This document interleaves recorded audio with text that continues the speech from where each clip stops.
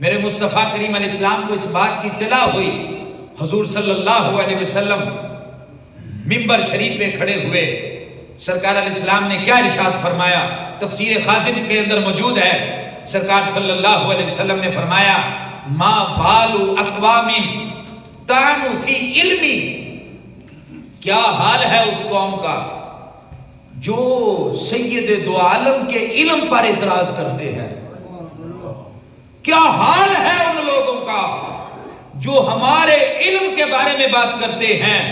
سرکار فرماتے ہیں لا تسألونی عن شیء فیما بینکم و بین الساعۃ الا انبئتکم، سرکار علیہ السلام نے فرمایا سنو، تم یہ کہتے ہو کہ ہم منافق ہیں اور حضور کو پتہ نہیں، ہم تو درمیان میں ہیں، حضور ہمیں کچھ کہتے نہیں۔ فرمایا لو میں کھڑا ہو گیا، اب تم اپنے بارے میں کیا، آج سے لے کر قیامت کا سورج طلوع ہونے تک جو بات بھی مصطفیٰ سے پوچھو گے، وہ جو ہو چکا ہے، وہ جو ہوگا، تمہارا نبی ایک ایک ساری باتیں بتا دے گا۔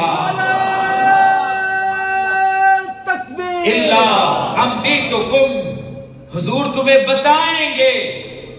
انہوں نے پھر مسکرا کر کہا ایسے کر رہے ہیں بس منہ سے بول رہے ہیں، ان کو پتہ نہیں چلتا۔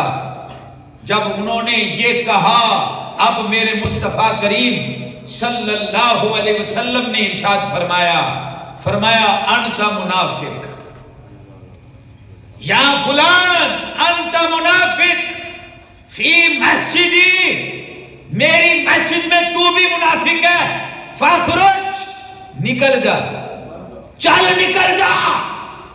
ایک ایک نام لے کر سرکار نے یا منافق، یا فلان انت منافق فاخرج، نکل جا، سب کو نکال دیا۔ میرے مصطفیٰ نے اپنے دربار سے ان کو دھتکار دیا، نکال دیا۔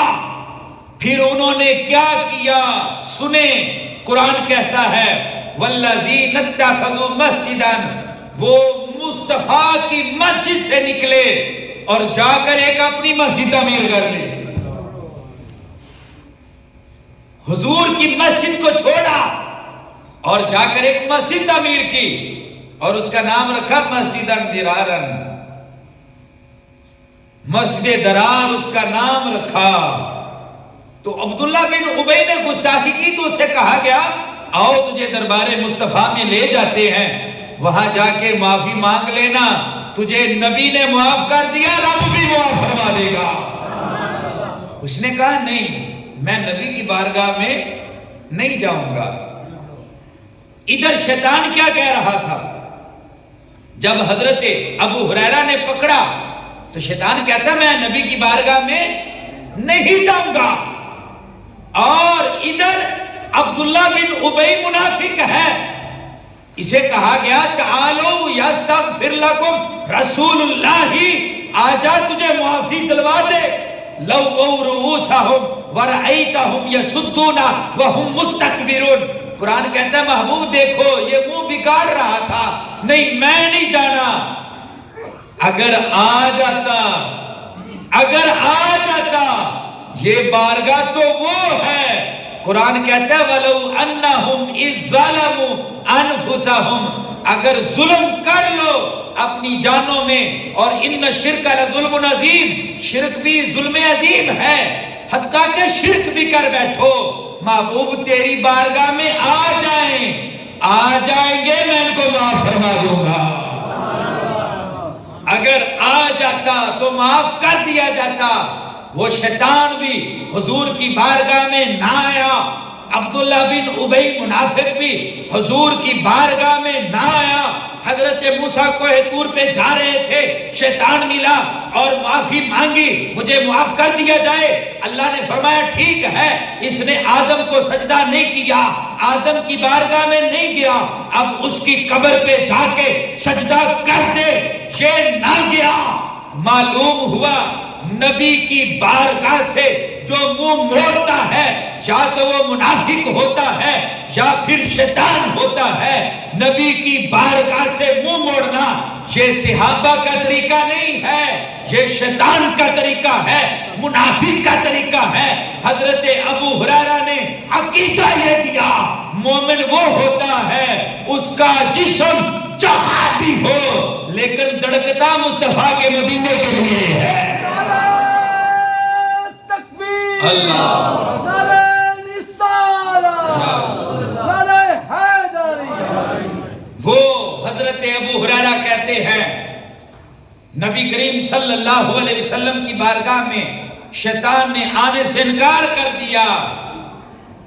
ایک یہ عقیدہ دیا جو نبی کی بارگاہ میں جانے سے رکے یا روکے وہ صحابہ والا نہیں ہے، وہ اللہ والا نہیں ہے. کیونکہ اللہ والا وہی ہوتا ہے جو گناہگار کو مصطفیٰ کے دربار کی طرف بھیج دیا کرتا ہے. دولت سکون کی ہر جگہ ہم ڈھونڈتے رہے، آخر وہ مل گئی ہے محمد کے شہر میں. اور آتے ہیں بخشوانے یہاں گناہوں کو گناہگار، قسمت بدل رہی ہے محمد کے شہر میں. اور جو روکے اور جانے نہ دے اس کا کیا بنے گا؟ ایک عقیدہ تو یہ دیا حضرت ابو ہریرہ نے، اور جو دوسرا عقیدہ دیا وہ پلے باندھ لو، صحابی کی بات پلے باندھ لو. اللہ نے چاہا حضرت ابو ہریرہ کے صدقے اللہ تمہیں ڈولنے نہیں دے گا اور کسی بد مذہب کو بولنے نہیں دے گا. سنیں کیا عقیدہ دیا. شیطان نے مال لوٹا، مال بھر لیا، اور مال بھرنے کے بعد جب پکڑا گیا سنیں توجہ اور کہا ہو تمہیں نبی کی بارگاہ میں لے چلے. اب وہ کیا کر رہا تھا؟ تبلیغ کر رہا تھا، وظیفے بتا رہا تھا صحابی کو جن کو وظیفوں کی ضرورت ہی نہیں، جو مصطفیٰ کے چہرے کو دیکھتے ہیں رب بلائے دور فرما دیتا ہے. وظیفے بتا رہا ہے، شیطان ہے اور وظیفے بتا رہا ہے. حضرت ابو ہریرہ نے کیا درس دیا؟ لوگوں ایک یہ تبلیغیہ ہے سب کچھ لوٹ رہا ہے، لوٹ کر تبلیغ کر رہا ہے. ایک یہ تبلیغیہ ہے جو لوٹ کر تبلیغ کر رہا ہے، اور ایک وہ تبلیغ کرنے والا تھا جو مصطفیٰ کے نام پہ سب کچھ لٹا کے تبلیغ کر رہا تھا. وہ حضرت ابو بکر صدیق رضی اللہ تعالی عنہ جنہوں نے سب کچھ نبی کے نام پہ وہاں پھر تبلیغ کی. کہا سب کچھ لوٹ کر تبلیغ کرنا یہ لعین اکبر کا طریقہ ہے، اور نبی کے نام پہ سب کچھ لٹا کے تبلیغ کرنا یہ مصطفیٰ کے صدیق اکبر کا طریقہ ہے.